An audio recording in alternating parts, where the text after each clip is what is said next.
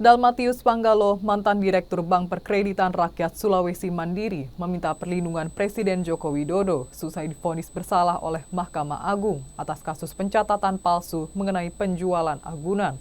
Dirinya kini merintis usaha penjualan bakso dan divonis 5 tahun serta didenda 10 miliar rupiah.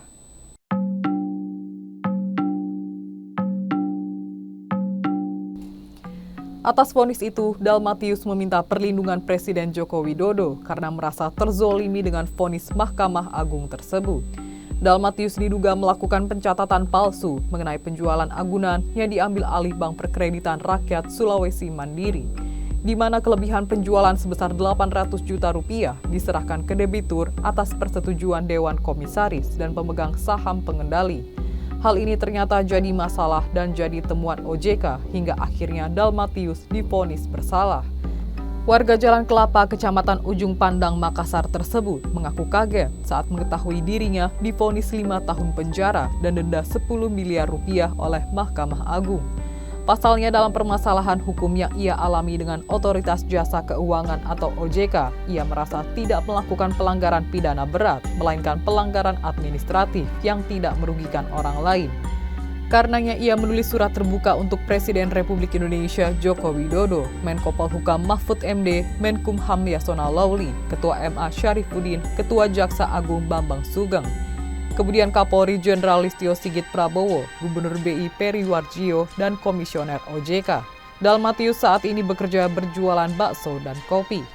Dalam suratnya, ia mengatakan dirinya merasa terzolimi sebagai rakyat kecil dengan proses hukum yang ia rasa tidak adil. Dijelaskannya, kasus yang menimpanya adalah di saat dia menjadi Direktur BPR Sulawesi Mandiri tahun 2019 silam.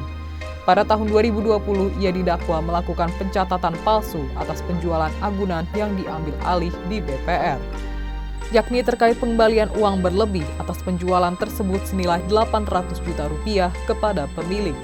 Padahal lanjut Dalmatius, tidak ada kerugian yang dialami BPR Sulawesi Mandiri. Menurutnya, dirinya menjual AIDA 2,6 miliar rupiah, dipotong utang pokok pemilik aset di bank 1,5 miliar rupiah, dan tunggakan bunga 300 juta rupiah, sisanya 800 juta rupiah dikembalikan ke debitur. Seandainya tidak ada persetujuan, jelasnya seharusnya penjualan AIDA ini menjadi temuan internal audit, pejabat eksekutif kepatuhan, dan direktur kepatuhan.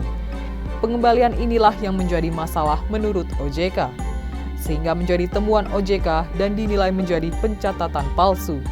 Padahal debitur sendiri juga sudah mengakui menerima kelebihan penjualan agunan tersebut sebesar 800 juta rupiah. Ikuti update terbaru dari sosial media Tribun Jateng.